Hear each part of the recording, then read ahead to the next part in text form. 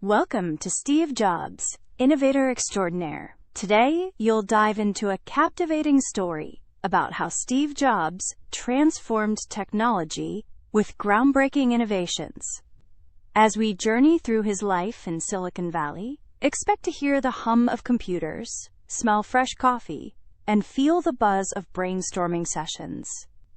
Throughout this tale, you'll meet key figures like Steve Wozniak and Laurene Powell Jobs, each playing vital roles in Steve's story. We'll explore themes of innovation, perseverance, and leadership, while explaining any complex vocabulary and notable grammar along the way. Sit back, relax, and enjoy the inspiration. In the cramped garage, the atmosphere felt almost claustrophobic, meaning cramped. Computers hummed steadily, their rhythmic sound mingling with the aroma, meaning scent, of fresh coffee.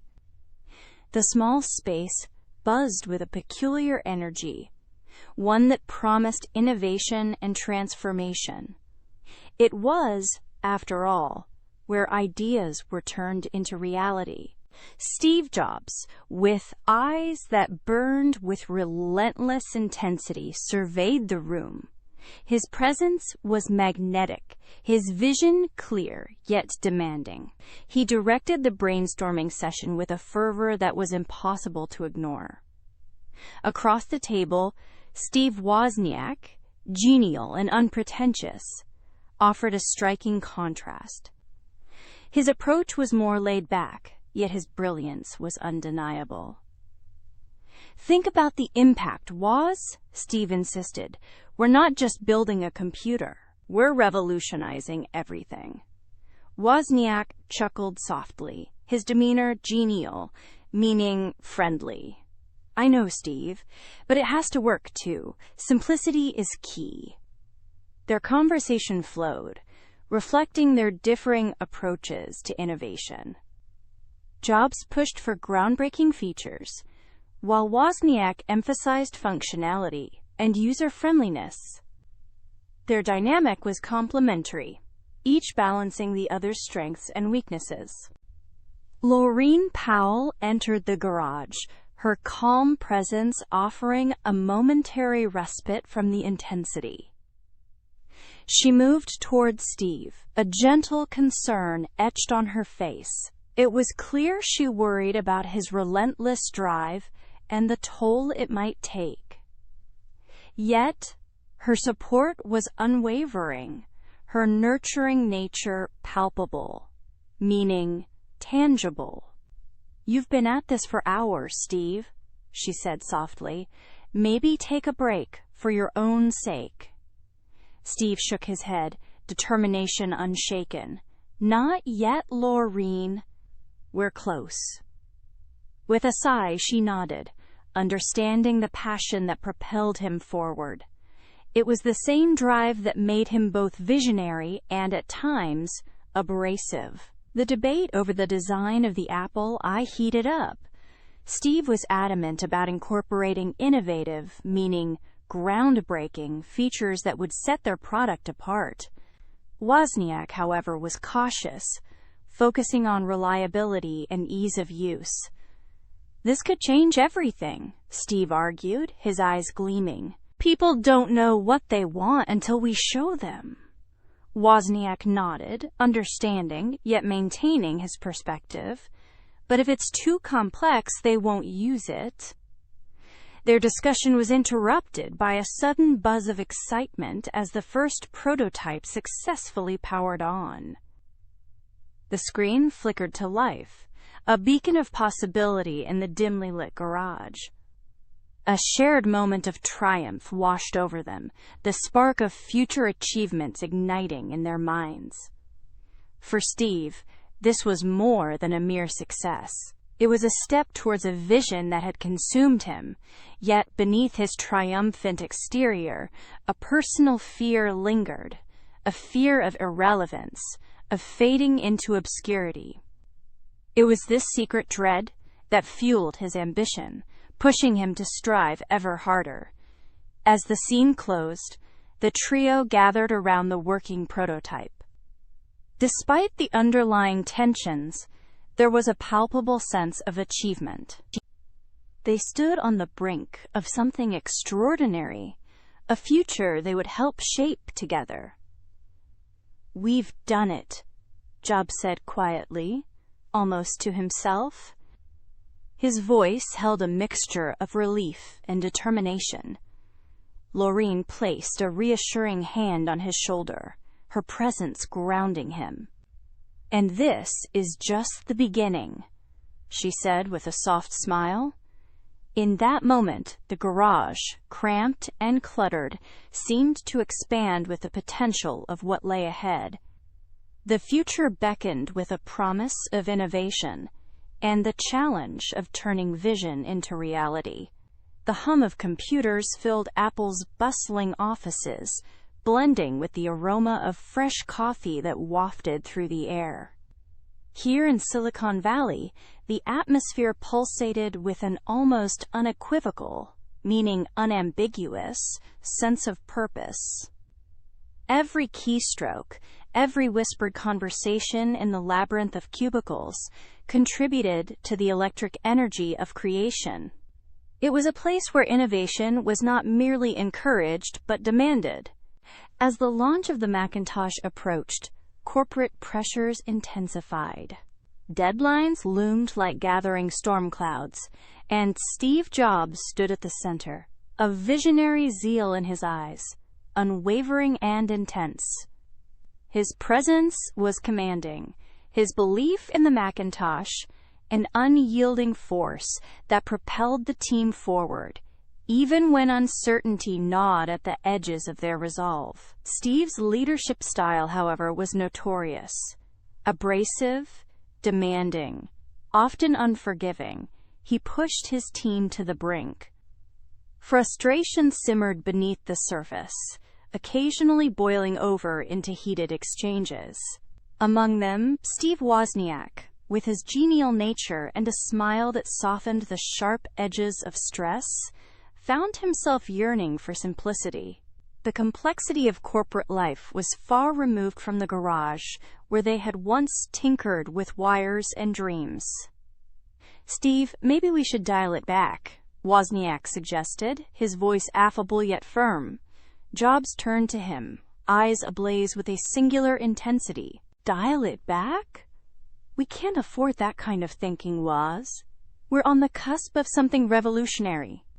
Wozniak sighed, inwardly longing for the days when innovation was uncomplicated, pure. But he nodded, understanding the stakes, even as the turmoil, meaning chaos, of the approach disquieted him. Amidst this tension, Laureen Powell Jobs was a calm harbor. Her presence was nurturing, a soothing balm to Steve's heightened stress. She watched him closely, concern etched subtly in her features. "Have you eaten today?" she asked gently, her eyes reflecting both love and worry. Steve shrugged, his focus unrelenting. "I'll eat when we're done." Laureen shook her head, aware of the toll this pursuit took on him. Yet she knew better than to press too hard. Instead, she offered quiet support, a tether to reality amid Steve's relentless drive. The day of the Macintosh launch finally arrived, a culmination of months of ceaseless labor and sleepless nights. Excitement mingled with anxiety as the team gathered, each person a cog in the grand machine of innovation. Despite the interpersonal turbulence, the moment was a triumph. The unveiling was met with awe, a watershed moment that cemented Apple's reputation as a pioneering force in the digital age. As Steve took the stage, the room buzzed with anticipation. The audience's attention rapt. He spoke with a conviction that was the epitome, meaning ideal example, of visionary leadership. His words painted pictures of a future only he seemed able to see completely. Yet he made everyone believe it was within reach. Throughout the auditorium, The buzz of brainstorming sessions and murmurs of excitement echoed the creative energy that had brought them here. It was a symphony of innovation, every note resonating with the promise of the future. Afterward, as the applause faded and the room emptied, Steve stood in the quiet, a moment of solitude amidst the chaos. The launch was a success, but he already thought of what came next. For a moment, he allowed himself to breathe, the enormity of their accomplishment settling over him like a salubrious breeze, meaning health-giving. Laureen joined him, slipping her hand into his. "You did it," she said softly, pride in her voice. Steve nodded, the corner of his mouth lifting in a rare, genuine smile. "We did it," he corrected, glancing around at the empty seats that, moments ago, had been filled with eager faces. In the quiet aftermath, a sense of fulfillment mingled with a familiar restlessness. The journey was far from over, and Steve knew the challenges that lay ahead would be no less demanding. Yet, as he stood there with Laureen by his side, he felt the whisper of possibility, a promise of what was yet to come. The buzzing hum of computers filled the sleek corridors of Apple headquarters, a constant reminder of the relentless march of technology. In the boardroom, tension crackled like static electricity. Steve Jobs stood at the head of the table, his eyes blazing with the intensity of 1,000 ideas. "You cannot control creativity by committee," he declared, his voice a sharp blade cutting through the air. The board members exchanged wary glances, their brows creased with skepticism. Jobs was nothing if not passionate, a visionary who saw both the potential and peril in every decision. "But Steve," one member interjected, "the company's future is in its ideas," Jobs interrupted, adamant. "If we stifle innovation, what then? If Steve were to leave, what then?" Subjunctive mood for hypothetical, were, plus infinitive. His words hung in the air, a challenge and a warning all at once. The conflict with Apple's board culminated, meaning reaches a climax, in a decision that many had thought unthinkable. Jobs was ousted, his vision momentarily overshadowed by corporate pragmatism. Later, at home, the aroma of fresh coffee lingered in the air, a comforting balm against the sharp edges of recent events. Steve Jobs sat at his kitchen table, fingers wrapped around a steaming mug. His thoughts drifted, a river of introspection, meaning, self-examination, flowing through his mind. Was his vision still relevant? The fear of obscurity gnawed at him, a quiet specter lurking at the edges of his consciousness. But time has a way of reshaping perspectives.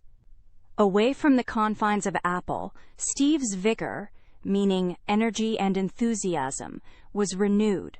He saw opportunities where once there were only walls. The next office buzzed with the energy of brainstorming sessions. Ideas clashed and melded into something new, something exciting. Jobs shared his vision with the team, his words a symphony of innovation and potential. "Next, we'll redefine what people expect from technology," he proclaimed, his conviction infectious. Here, in this space, his passion was untethered, free to explore the boundaries of what could be. Meanwhile, at Pixar Studios, the walls were alive with sketches, each bursting with character and color. Jobs stood amidst the animated chaos, discussing future possibilities with the team. Never had Steve felt such a blend of fear and determination. Inversion after negative adverbials. Never, plus auxiliary, plus subject, plus past participle, as he did now.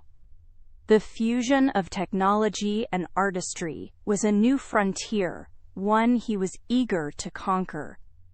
At home, Laureen Powell-Jobs watched her husband with a serene understanding. Her calm presence was a balm to his restless spirit.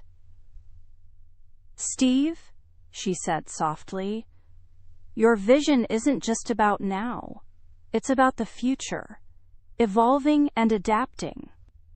Her words were a cornerstone, meaning essential part, of his journey, grounding him even as they inspired him to reach higher. Laureen's support was unwavering, her belief in him as steadfast as ever. In the quiet moments, as the day slipped into night, Steve Jobs understood that his path was not just a series of innovations, but a continuous evolution. Challenges would come, and with them, opportunities to redefine what was possible. The future, uncertain yet promising, awaited his touch.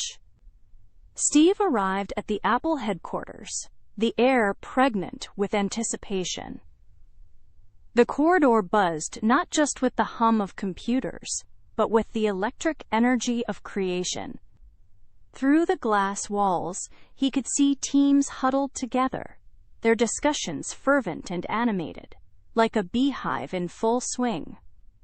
Each person seemed charged with a singular purpose: to bring Steve's latest vision to life. He moved through the room with determined strides. The employees, engrossed in their tasks, felt his presence, a quiet force, both reassuring and demanding. Steve stopped near a group engrossed in a whiteboard filled with complex schematics and pointed to a section. "This," he declared, "is where innovation lives. Push it further, think beyond." His intensity was palpable, each word meant to inspire, to ignite the same fire that burned within him. The iMac's launch was imminent, and, with it, a significant shift. This was not just a computer. It was an amalgamation of art and technology. For Steve, it was the embodiment of perfection. The sleek, minimalist design symbolized a new era for Apple, a testament to his relentless pursuit of simplicity and elegance. From the corner of the room, Laureen watched him. She noted his voracious energy, a force that seemed to propel him through each day, as if it were a race against time. Her gaze softened with concern, knowing well the toll it took on him. Steve's passion was boundless, but Laureen knew that even the brightest flame needs careful tending to avoid burning out.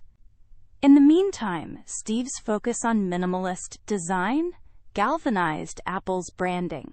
This fresh, forward-thinking aesthetic revitalized the company's image, setting a new standard in the tech industry. The company's prior struggles, which had been persisting for years, past perfect continuous had been plus present participle, were now beginning to fade into memory as the future unfolded with promising brightness. The aroma of freshly brewed coffee wafted through the room, a comforting presence amidst the intensity of the creative sessions. It was a small luxury that punctuated the long hours, a reminder that even in the pursuit of groundbreaking innovation, the small comforts mattered. Steve Wozniak, ever the affable counterpart to Steve's intensity, moved through the teams with a genial smile. His presence was a balm to the palpable tension. He was the calm in the storm, his genial nature providing a counterbalance to the pressure. Wozniak's laughter and friendly banter reminded everyone that while the work was important, it was also the joy of creation that truly mattered. In a brief meeting with the team, Steve spoke with a fervor that left no room for doubt. "Not often does such an opportunity arise," he said, using inversion for emphasis, auxiliary plus subject plus main verb, eyes bright with possibility. "We are on the cusp of something extraordinary." Lorene approached him as the team dispersed. "You're pushing hard," she noted softly, her voice calm and nurturing. Steve nodded, acknowledging the truth in her words. "It's worth it," he replied, a hint of vulnerability in his voice. "We have to make our mark." As the day wound to a close, Steve lingered in the quiet of his office, the weight of his vision settling on his shoulders. Outside, the world was changing, and inside, the heartbeat of innovation continued its relentless rhythm. With every challenge, every late night, and every breakthrough, they moved closer to redefining what was possible. Yet, beneath his unwavering drive, a whisper of doubt lingered, a silent question of whether it was enough, whether he was enough. The subtle glow of the computer screens dimmed, and, as he turned to leave, the anticipation in the air remained, a silent promise of what was to come. And so, the night settled over Apple headquarters with the quiet hum of computers as its lullaby, the next chapter of innovation waiting patiently in the wings. In the dimly lit office, the hum of computers enveloped Steve Jobs like a constant, reassuring presence. He leaned back in his chair, pondering the fragility of his health. The news from his doctors weighed heavily on him, yet in the core of his being, he remained resolute, meaning determined. His mind flickered back and forth between the clinical white walls of the hospital and the sleek, polished surfaces of his visionary projects. The aroma of freshly brewed coffee drifted through the air, mingling with the sharp scent of electronics. Wozniak, ever the genial counterpart, sat across from Steve, his eyes alight with curiosity and collaboration. They discussed the potential of their upcoming creation, the iPhone, a device poised to redefine the very concept of communication. Wozniak's affable nature provided a soothing contrast to Steve's intense focus, and together they painted a future that seemed almost tangible. Never before had Steve felt so inspired. Inversion for emphasis, auxiliary plus subject plus past participle, yet the specter of his health loomed large. The brainstorming session soon kicked into high gear, the room buzzing with excitement and the palpable, meaning tangible, energy of innovation. Ideas flew like sparks in a forge, each one bringing Steve's vision into sharper focus. Despite his declining health, his determination to push forward invigorated the team, each member drawn into his magnetic field of ambition. The promise of changing the world spurred them on, a testament to Steve's unwavering leadership. Amidst this whirlwind of creativity, Lorene quietly entered, her presence a salubrious balm against the chaos. Her calm demeanor provided a stark contrast to the frenetic energy of the session, grounding Steve when his thoughts threatened to spiral. Her support was a gentle reminder of the personal stakes entwined with his professional crusade. She offered a subtle nod, an unspoken agreement that they were in this together. Later, in a quieter moment, Steve allowed himself a pause to reflect on his life's work. He envisioned the enduring impact of his innovations, imagining the generations to come inspired by his relentless drive. If only he were healthier, subjunctive mood for wishes or hypotheticals, he mused, the future might hold even more possibilities. Yet, even in the face of uncertainty, solace came from the thought of what he had already achieved. In a reflective conversation with Lorene, Steve voiced his belief in the transformative power of technology. His words were intense, yet carried a hopeful undercurrent, revealing the depth of his passion and conviction. "Technology," he said, "isn't just about gadgets. It's about shaping the future, one innovation at a time." Lorene listened, her eyes reflecting understanding and a shared commitment to his vision. As the day drew to a close, a vivid sensory detail lingered in Steve's mind. He gazed at a prototype of the iPhone, its screen glowing softly in the dimness of the office. It was more than just a device. It was a symbol of his lasting legacy, a beacon of the change he sought to bring to the world. And with that image, a subtle hook pulled at his spirit, urging him to continue crafting the future he so ardently believed in. Thanks for tuning in to the English Frequency podcast. We're glad to be part of your English learning journey from beginner to advanced. If you enjoyed this episode, subscribe, share, and leave a review. Keep practicing, stay motivated, and see you in the next episode.